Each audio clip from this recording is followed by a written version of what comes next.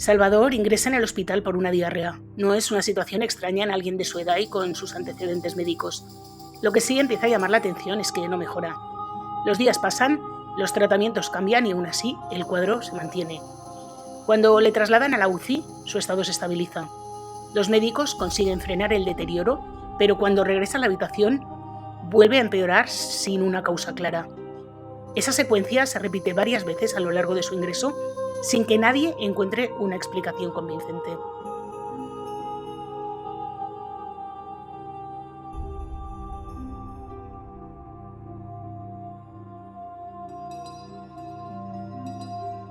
Hola a todos, yo soy Julia y hoy os traigo un caso de envenenamiento que no se parece en nada a lo que solemos imaginar. No hay sustancias exóticas ni medios sofisticados, es más, se trata de una sustancia que cualquiera puede tener en casa. Por eso pasó desapercibido durante tantísimo tiempo. Si quieres saber más, sé bienvenido. Aprovecho para agradeceros que veáis mis vídeos y ya sabéis que si os gustan, os podéis suscribir, dejarme un like, activar la campanita, comentar, compartir, que a vosotros no os cuesta nada y a mí me ayuda un montón. Y bueno, no me enrollo más y vamos con la historia.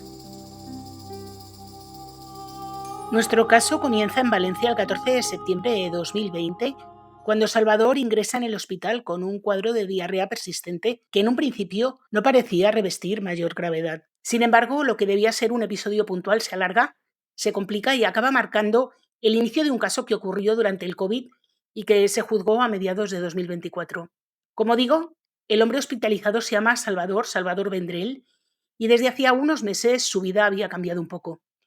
Salvador era viudo desde hacía 10 años y tenía una incapacidad permanente en grado absoluto para cualquier tipo de trabajo desde hacía unos años, concretamente desde el 12 de diciembre de 2013.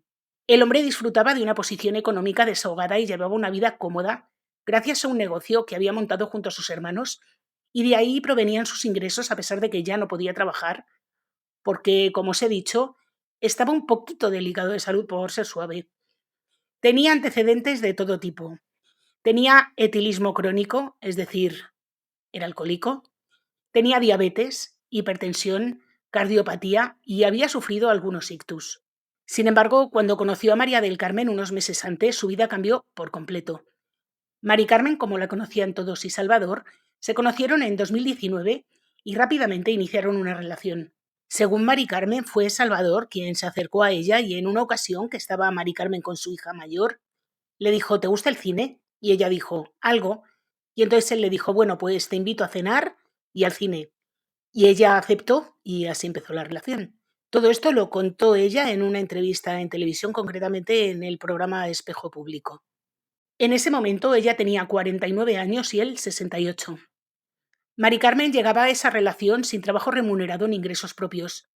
Su único dinero fijo procedía de la pensión que le pagaba su exmarido, que eran 200 euros mensuales por cada una de sus dos hijas. Para que veáis la rapidez a la que se desarrolla la relación, en menos de 6 meses, concretamente en marzo de 2020, comenzaron a vivir juntos en el chalet de Salvador, en la urbanización de La Cañada, en Paterna, en Valencia. En la casa principal vivía Salvador, Mari Carmen y las dos hijas pequeñas de ella. Dentro de la misma finca había una casa pequeña que Salvador había construido en el jardín para que vivieran allí su hija Julia con sus hijas. Salvador además tenía otro hijo que se llamaba como él, Salvador. Y la entrada de Mari Carmen en aquella casa cambió completamente la dinámica familiar. Mari Carmen y Julia no se podían ni ver, especialmente Mari Carmen no podía ni ver a Julia. Tanto es así que llegó incluso a prohibirle la entrada en la vivienda principal. La consigna dentro de esa casa era que allí vivían Salvador, Mari Carmen y las dos hijas de ella. Julia, pese a vivir en la misma finca, quedó apartada completamente del día a día de su padre. Aún así, seguía pendiente de él, preguntaba por su salud y se preocupaba constantemente por cómo estaba a través de la empleada doméstica que se llama Noemí. La relación entre Salvador y su hija Julia había sido siempre súper cercana, pero desde que había llegado Mari Carmen a la casa se fue deteriorando poco a poco. Cuando Mari Carmen no estaba delante, sin embargo, Salvador también preguntaba por su hija, quería saber si estaba bien, si la veían, qué hacía, e incluso llegó a pedir en secreto a la empleada doméstica que pasara a la casa de Julia para limpiarla y dejarla en condiciones. Es decir, esa distancia no respondía a una falta de afecto, sino parece ser al miedo que tenía Salvador a contrariar a Mari Carmen, que tenía un carácter de aquí te espero, y llegó incluso a amenazar al hombre con marcharse de casa si no rompía con su hija. En algunas ocasiones incluso Julia había invitado a su hermano Salvador a comer en casa y el padre los miraba desde la distancia sin atreverse siquiera a acercarse, aunque se veía que tenía muchas ganas de hablar con ellos. Pero sabía que si se acercaba lo más mínimo, Mari Carmen entraría en cólera. La situación entre Mari Carmen y la hija de Salvador era tan drástica que incluso Mari Carmen llegó a prohibir todas las fotos de la familia dentro de la casa y solo quedó una en toda la vivienda en la que aparecía Salvador con su nieta y con un nieto. Nada más. De los hijos, ni rastro. El resto de recuerdos visibles en esa casa eran las fotografías de Mari Carmen con sus dos hijas. ¿Qué te parece? Salvador tenía una economía muy sólida, era propietario del chalet, tenía varias cuentas bancarias, disponía de un depósito financiero de unos 70.000 euros, participaba en una empresa familiar con sus hermanos y contaba con vehículos que eran bastante caros, entre ellos un Maserati y un coche eléctrico, que estamos hablando de 2020, así que debía ser un coche bastante carito. Mari Carmen usaba estos dos vehículos a su libre albedrío, disponiendo de ellos cuando le parecía bien. Y por supuesto también se benefició de la vivienda y del nivel de vida de Salvador. Ella misma llegó a decir que no les faltaba de nada ni a ella ni a sus hijas. Y todo esto era porque Salvador era bastante ordenado con el dinero. No era el típico hombre dedicado a gastar sin control ni dejar cuentas al descubierto. Incluso se llegó a rumorear, aunque esto no está confirmado, incluso se llegó a comentar que dentro de la casa tenía más de 50.000 euros en efectivo, que en un principio habían estado guardados en la empresa familiar y luego se los llevó a casa. Mari Carmen, en cambio, como os he dicho antes, no tenía empleo ni ingresos propios. Aún así, dentro de la casa, presumía ante cualquiera que quisiera oírla, especialmente la empleada doméstica, que tenía más de 1.000.000 de euros guardados en la caja fuerte de Salvador porque estaba forrada, ya que le había tocado la lotería en varias ocasiones. Sin embargo, aquello chirriaba un poco porque todos los gastos de la casa y los suyos personales los pagaba siempre Salvador. Como os he dicho antes, la salud de Salvador era bastante frágil. Y antes de la llegada de Mari Carmen a la casa, cuando vivía con su hija Julia, esta le tenía bastante controlado y le impedía tomar azúcar, beber alcohol e incluso le había cortado bastante el tabaco. Porque Salvador era, como os he dicho antes, alcohólico, fumaba más de 2 paquetes de tabaco diarios y no llevaba una alimentación correcta en ningún caso, apenas bebía agua, vamos, que era un auténtico desastre. Sin embargo, cuando llegó Mari Carmen, ella lo único que dijo fue dejadle disfrutar. Llenó una nevera con productos que le perjudicaban bastante, es decir, un montón de dulces, comidas grasas, chocolate, bueno, aquello era una cosa alucinante y, por supuesto, no le cortó el tabaco en absoluto. La empleada doméstica contó que este hombre desayunaba todas las mañanas un tazón de chocolate con bollería, con pan frito o con cosas así. Es decir, le venía todo estupendo.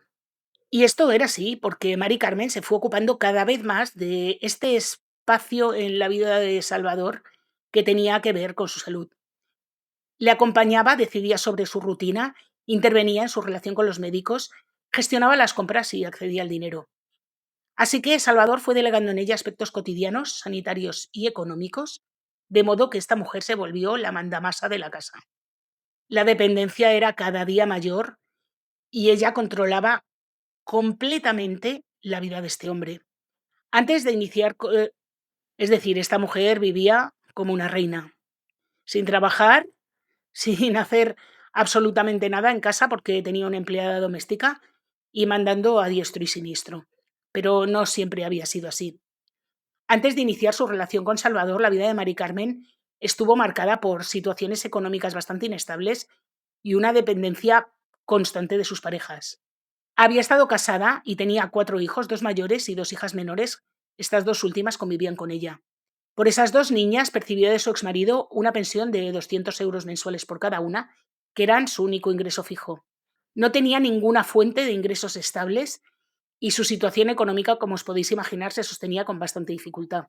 Además, a esa falta de recursos se sumaban deudas acumuladas durante todos los años en los que no había estado casada, incluso en los que lo había estado. Tras su matrimonio inició una relación con un hombre que trabajaba como inspector jefe de la Policía Nacional, que se encontraba en ese momento en la reserva. Al igual que Salvador, era un hombre mayor que ella y con una situación económica bastante acomodada. Él percibía una nómina todos los meses y en esa cuenta, a pesar de que este hombre gastaba más o menos alegremente, acumulaba 12.000 euros y además disponía de otra cuenta con entre 7.000 y 8.000 euros. Bueno, pues ese dinero desapareció de forma fulminante porque esta mujer se dedicó a sacar dinero de 500 en 500. No sacaba 100, otro día 50, otro día 30, no, no, no. Cada vez que iba al cajero, 500 euros, hasta dejar una de las cuentas completamente a cero e incluso generar en otra un descubierto de 1.200 euros. Quien le había hecho ese descubierto no era otra que Mari Carmen, que conocía el número PIN de las tarjetas porque coincidía con el número que ambos utilizaban habitualmente para jugar a la lotería. Cuando se comprobó el alcance de estas retiradas, la relación terminó. El hombre la enfrentó y le dijo: mira, maja, hasta aquí hemos llegado. Pero después de la ruptura, esa situación económica no se cerró. Mari Carmen se trasladó a una vivienda de alquiler en la que su pareja figuraba como avalista, lo que derivó en un procedimiento de desahucio. Y como consecuencia, él tuvo que hacer frente a pagos de 3.000 euros en el juzgado y a 2.000 euros en costas de los abogados, que tuvo que asumir él porque ella no tenía ni un duro. En ese momento, antes de conocer a Salvador, María del Carmen, como digo, se encontraba sin dinero y con bastantes deudas. Sin embargo, desde el mismo momento en que conoció a Salvador, yo no sé qué le hizo, pero este hombre empezó a pagarle todas las deudas, incluido el alquiler de la nueva vivienda en la que residía junto a sus hijas.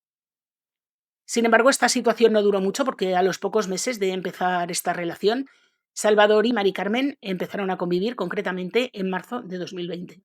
Unos meses después, en septiembre de ese mismo año, comenzó el deterioro definitivo de la salud de Salvador. El 14 de septiembre ingresó en el Hospital IMED de Valencia con un cuadro de diarrea aguda.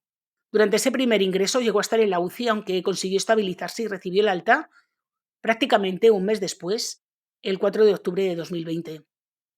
Sin embargo, apenas 2 días después, el 6 de octubre, tuvo que reingresar por un empeoramiento repentino. Y a partir de ese momento ya no abandonó el hospital. Sin embargo, apenas 2 días después, el 6 de octubre de 2020, tuvo que reingresar por un empeoramiento repentino. A partir de ese momento, ya no volvió a abandonar el hospital. Su evolución siguió el mismo patrón siempre: fases de agravamiento, ingresos en la UCI, ligeras mejorías y nuevas recaídas al ingresar en planta. El cuadro de diarrea era persistente, resistente a cualquier tratamiento, y esto fue debilitándole progresivamente sobre una situación previa que ya era bastante comprometida. Ya sabéis que tenía diabetes, hipertensión, problemas cardíacos e infartos cerebrales. Estábamos en medio de la pandemia de COVID-19, con restricciones en los centros hospitalarios, y Mari Carmen utilizó esa situación para aislar a Salvador de sus hijos, argumentando que no podían visitarle por las limitaciones sanitarias y que además eso era una indicación médica y que solo una persona podía estar con él en planta. Sin embargo, luego se supo que esa supuesta prescripción médica no había existido nunca. Es verdad que había que andar con cuidado, es verdad que no podía haber mucha gente en la habitación, pero nunca se dijo que solo pudiera haber una persona con él. En esa misma línea se hizo con el teléfono móvil de Salvador. Aseguró que lo retiraba porque así se lo había indicado el médico, y esa indicación también era falsa. De este modo, controló completamente las comunicaciones de Salvador, impidiendo que los hijos pudieran hablar con él o conocer su estado real. Es decir, nadie de la familia sabía de Salvador, excepto por boca de Mari Carmen. Durante la hospitalización, Mari Carmen permaneció todo el tiempo a su lado. Además, siempre le daba alimentos y bebidas al margen de la dieta hospitalaria, entre otros zumos envasados y otros productos, afirmando que lo hacía con autorización médica. Esa autorización tampoco existía. Pero a pesar de ello, continuó introduciéndole a todo el mundo en la cabeza que ella le cuidaba fenomenal, que estaba intentando hacerle la estancia más llevadera en el hospital y que todo lo que hacía lo hacía por su bien. Y a pesar de llevar muchísimo tiempo ingresado, el deterioro físico de Salvador era constante. La diarrea no cedía a los tratamientos, lo que le provocó una deshidratación progresiva y un empeoramiento progresivo también de su organismo. Los médicos no encontraban la causa de ese cuadro tan persistente, más allá de sus patologías previas, pero estas patologías por sí solas no explicaban esa evolución.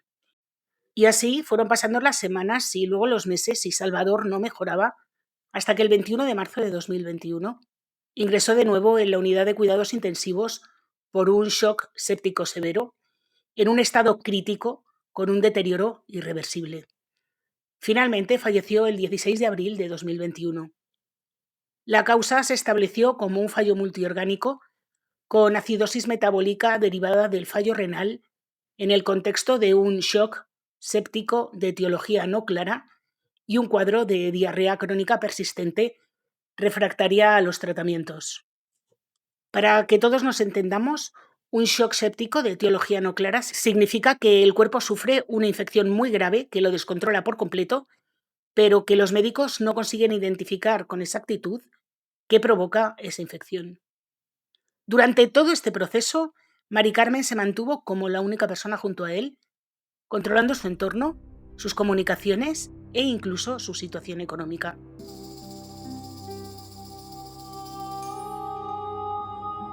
Tras la muerte de Salvador, sus hijos comenzaron a revisar la situación económica y detectaron una serie de movimientos que no encajaban con la forma en la que él había gestionado siempre su dinero. Una de sus cuentas aparecía en saldo negativo, algo bastante impropio de un hombre que llevaba una contabilidad muy ordenada, que no gastaba más de lo necesario y que jamás en su vida había tenido descubiertos. Y al mirar con más detalle, aparecieron extracciones en efectivo durante los meses de hospitalización y operaciones realizadas con sus tarjetas cuando él estaba ingresado y ya no podía manejar su dinero con normalidad. Pero la pieza que terminó de cambiarlo todo fue la información que aportó Noemí, la empleada doméstica. Ella llevaba años trabajando para Salvador y su familia y durante el ingreso de Salvador empezó a recibir encargos de María del Carmen. Esta le daba dinero en efectivo, normalmente 20, 30 o 50 euros, y le pedía que fuera a la farmacia a comprar Dulcolaxo y Evacuol. Y no eran compras aisladas. Se repetían hasta 2 y 3 veces por semana y la orden era comprar hasta que se agotaran las existencias. Tanto Dulcolaxo como Evacuol son dos laxantes de venta libre en farmacias que se utilizan para facilitar la evacuación intestinal cuando hay algún problema. Noemí ya había visto esos medicamentos en la habitación de la pareja tiempo antes de la hospitalización de Salvador, pero después del primer ingreso las compras se intensificaron. Mari Carmen no solo compraba ella misma, sino que también mandaba a esta mujer a hacerlo. Cuando Noemí volvía a casa con los medicamentos, con estas cantidades ingentes de fármacos, María del Carmen le pedía que quitara los envoltorios de cartón y que se quedara únicamente con los blisters de pastillas o con el frasco, porque Dulcolaxo son comprimidos, pero Evacuol son unas gotas. Después guardaba esto directamente en el bolso y la explicación que daba es que las cajas ocupaban demasiado. Incluso en alguna ocasión la propia Noemí pidió en la farmacia que le retiraran los envoltorios, siguiendo las instrucciones de Mari Carmen. Mari Carmen siempre decía que los laxantes eran para ella porque tenía muchos problemas para ir al baño. Y también le llegó a decir que le venían muy bien a su hijo, algo que a Noemí le resultó extrañísimo, porque el hijo mayor de Noemí era bastante deportista y cuidaba muchísimo su alimentación. La investigación policial reconstruyó después el volumen real de esas compras y se supo que durante la estancia de Salvador en el hospital, Mari Carmen adquirió más de, atención, 2.000 pastillas o unidades de distintos laxantes. En concreto, llegó a comprar más de 1.000 comprimidos de Dulcolaxo, más de 500 unidades de Evacuol y otras 500 de Seguril, que no era un laxante sino un diurético. Los tickets de farmacia mostraron además una desproporción enorme. Las compras pagadas con las tarjetas de Salvador equivaldrían a dosis de Evacuol para 8 años, pese a que este es un medicamento que no puede tomarse más de 7 días seguidos. Y Dulcolaxo para 4 años y un mes. Y esa cifra podía ser bastante mayor porque, claro, las compras hechas en metálico no quedaron registradas. Ni las que hacía Noemí, ni las que hacía María del Carmen, ni las que hacían sus hijos. En una de las farmacias la situación llegó a ser tan absurda que la titular del establecimiento dejó constancia por escrito de la advertencia. Se habían superado con creces las recomendaciones de Backwall, que es de 8 a 12 gotas al día por adultos, y las de Edulcolaxo, que es de 1 o 2 comprimidos al día. La farmacéutica le advirtió que estos laxantes estimulantes solo debían utilizarse para el alivio del estreñimiento ocasional y que no podían tomarse de forma continuada o por periodos prolongados. Bueno, pues esta farmacéutica le dijo que no le iba a dispensar más laxantes hasta que algún médico se lo recetara. Con toda esta información, los hijos de Salvador fueron a la policía.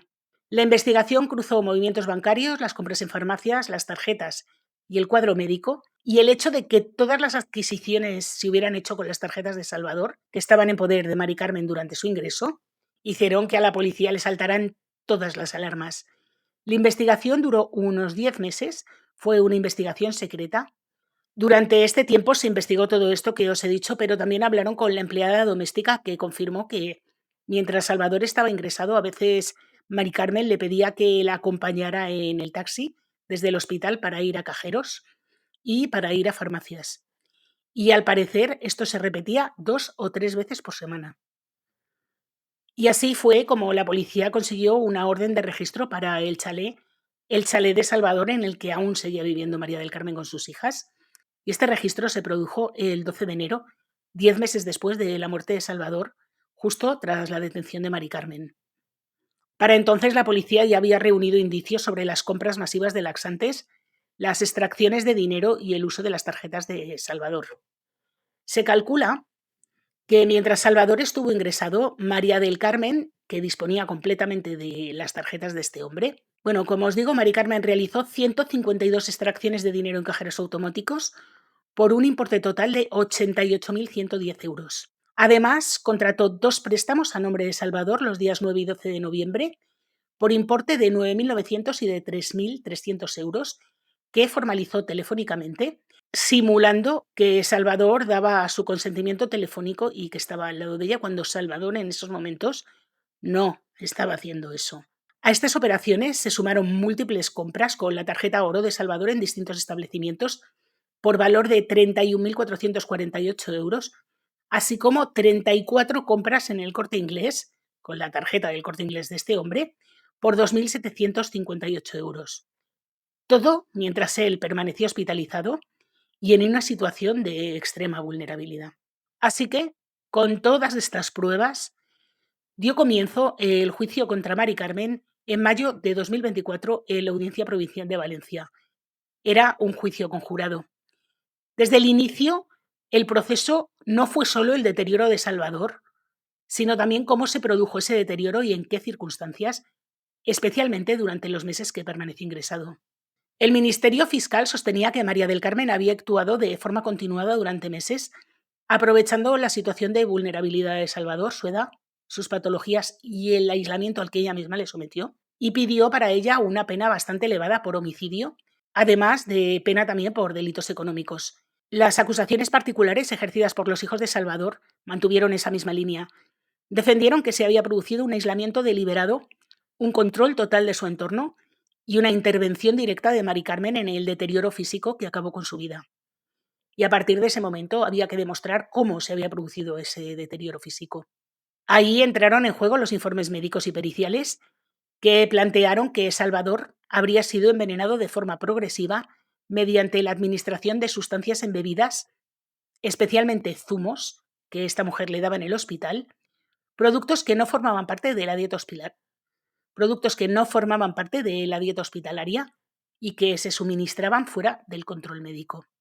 Para los peritos forenses, lo que Mari Carmen le había estado suministrando a Salvador eran, por supuesto, estos laxantes y diuréticos en cantidades industriales. Y además es que este patrón tenía una evolución un poco extraña, porque cuando Salvador era trasladado a la UCI, donde no podía recibir visitas ni estar acompañado, mejoraba. En cuanto regresaba a planta y volvía a estar con Mari Carmen, empeoraba de nuevo. Y este ciclo se repitió varias veces y fue considerado un elemento determinante para entender lo que estaba ocurriendo. Así que los forenses tenían bastante claro que esta mujer le estaba dando algo que le estaba envenenando.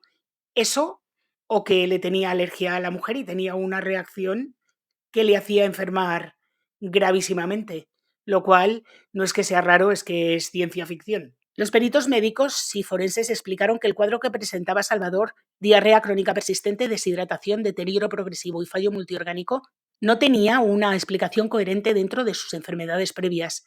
Señalaron, sin embargo, que se trataba de una evolución compatible con la administración continuada de sustancias de efecto laxante, especialmente por la resistencia a los tratamientos y el carácter sostenido del deterioro. También se puso de relieve la intensidad del cuadro, ya que Salvador llegó a presentar más de 20 deposiciones diarias, lo que le provocaba, como os podéis imaginar, un estado de deshidratación increíble. Durante el juicio, además, para ayudar un poquito a esta mujer, se incorporó el testimonio de una expareja de Mari Carmen, aquel inspector jefe de la Policía Nacional que estaba en la reserva, y relató que él convivió con ella entre 2015 y 2018 y que una vez, tras un viaje a Cuenca, comenzó a sufrir un episodio de diarreas continuas durante 3 meses con un deterioro físico súper acusado. Os podéis imaginar. En ese mismo periodo se produjeron 22 extracciones de 500 euros en sus cuentas, dejándoselas prácticamente a cero y generando un descubierto. Y fue entonces cuando este hombre decidió dejarla. Los hijos de Salvador, por su parte, describieron el aislamiento al que fue sometido durante su hospitalización, la imposibilidad de visitarle o de hablar con él directamente y las distintas versiones que recibían sobre su estado, que además eran supercambiantes. En ocasiones, a los hijos se les decía que tenía un parásito, otras que padecía colitis ulcerosa o incluso que estaba ingresado por COVID. Los hermanos de Salvador y su entorno familiar reforzaron esa imagen que se tenía de él de persona metódica con el dinero, sin comportamientos de gasto descontrolado, lo que contrastaba con los movimientos detectados tras su fallecimiento. Por su parte, el entorno de María del Carmen, incluidos sus hijos, ofreció una versión completamente distinta. Decían que aquello que estaba pasando era completamente normal y que el cuidado que ella tenía de él era excepcional. La defensa negó de forma categórica cualquier intervención de Mari Carmen en su muerte. Sostuvo que no existía prueba directa de que Mari Carmen hubiera administrado ninguna sustancia, que nadie la había visto hacerlo y que la autopsia además no había detectado restos de estos productos. Sin embargo, los peritos médicos y los peritos forenses dijeron que esto era debido a dos cosas. Una, el tratamiento de diálisis que se le dio mientras estuvo en la UCI. Dos, que en la UCI no podían administrársele este tipo de sustancias. Y tres, que son sustancias súper volátiles que desaparecen enseguida del organismo. En cuanto a la compra de laxantes, ella dijo que claro, que eran para consumo propio, afirmando que las tomaba desde hacía años y que era adicta a ellos, y que su consumo había aumentado durante el ingreso de Salvador porque estaba nerviosísima. Pero los peritos dijeron que era completamente imposible que tal cantidad de laxantes fueran para consumo personal, que si los hubiera consumido en esas cantidades estaría como Salvador o de manera semejante. Y una cosa muy importante es que era imposible que fuera adicta a los laxantes porque estas sustancias no producían dependencia. Así que, con todos estos datos, el jurado se retiró a deliberar y el 18 de junio consideró acreditado que esta mujer era tanto culpable de asesinato como de un delito continuado de estafa agravada. Y entonces la Audiencia Provincial de Valencia la condenó a un total de 29 años de prisión, 23 por el delito de asesinato con la agravante de parentesco y 6 por un delito continuado de estafa agravada. La resolución recogía como hechos probados que durante los meses en los que Salvador estuvo ingresado, María del Carmen le administró de forma continuada sustancias con efectos laxantes, conociendo sus consecuencias y aceptando la posibilidad de que pudieran causarle la muerte. Y también establecía que se aprovechó de su estado de debilidad para realizar extracciones de dinero, contratar préstamos y efectuar compras sin su consentimiento por importes bastante elevados, concretamente 135.000 euros, y además obligó a indemnizar a los herederos de Salvador, es decir, a sus dos hijos, con 30.000 euros a cada uno, además de condenarla en costas. Tras esta condena, la defensa interpuso recurso en el Tribunal Superior de Justicia de la Comunidad Valenciana, diciendo que no existía prueba directa de que Mari Carmen hubiera administrado las sustancias porque nadie la vio hacerlo y no se hallaron restos en la autopsia. Y cuestionó además que la condena se basara únicamente en indicios como el patrón clínico, las compras o el aislamiento. Y también planteó que el aislamiento de Salvador podía explicarse por sus patologías previas y por su estado general, que los movimientos económicos se realizaron con su consentimiento y que el volumen de laxantes respondía a un consumo propio, ya que ella se consideraba adicta a los medicamentos. cuando yo os he dicho que no producen dependencia y que era completamente imposible. El Tribunal Superior de Justicia de Valencia revisó el caso y le dijo que naranjas de la China, así que ratificó la condena en todos sus puntos, validando tanto la valoración de las pruebas como las conclusiones del jurado. Y ahí no se quedó la cosa porque esta mujer no estaba nada satisfecha, así que el caso fue elevado al Tribunal Supremo, que en julio de 2025 volvió a confirmar la condena dejándola firme. El alto tribunal avaló que el conjunto de indicios era más que suficiente para sostener su autoría. Así que Mari Carmen cumple condena en la prisión de Picassent tras haber sido confirmada de manera definitiva la pena impuesta por los tribunales. Y esperemos que se quede ahí por muchísimo tiempo. De todas formas, una cosa os voy a decir, que mira que habiendo ciruelas pasas, kiwis, yogur con bífidus, el café de mi suegra, yo es que tanto laxante no lo comprendo, pero bueno, ¿qué le vamos a hacer? En fin, bueno, con este dato tan escasamente relevante se acaba nuestro caso de hoy. Un caso un poco raro porque yo sí que conocía casos en los que por laxantes se había estado ingresado, pero no conocía ningún caso de asesinato por laxantes.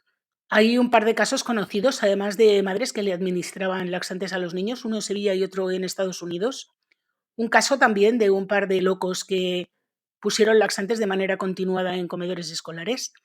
Estos son los casos que yo conocía, pero desde luego ninguno de ellos acabó en muerte. Algunos sí en ingreso hospitalario, pero en muerte ninguno. Si vosotros conocéis alguno, por favor decídmelo, porque a mí me parece una cosa bastante particular. Y bueno, como os digo, hasta aquí el caso de hoy. Decidme si conocíais el caso o no. Decidme lo que os parezca. Lo mismo a vosotros también os parece que Mari Carmen era inocente porque no se ha podido demostrar lo suficiente que ella acabó con la vida de Salvador. Bueno, en cualquier caso, decidme lo que queráis. Y bueno, como os digo, hasta aquí el caso de hoy. Si os ha gustado, por favor, dejadme un like, activar la campanita, comentar, compartir, suscribiros si no lo estáis.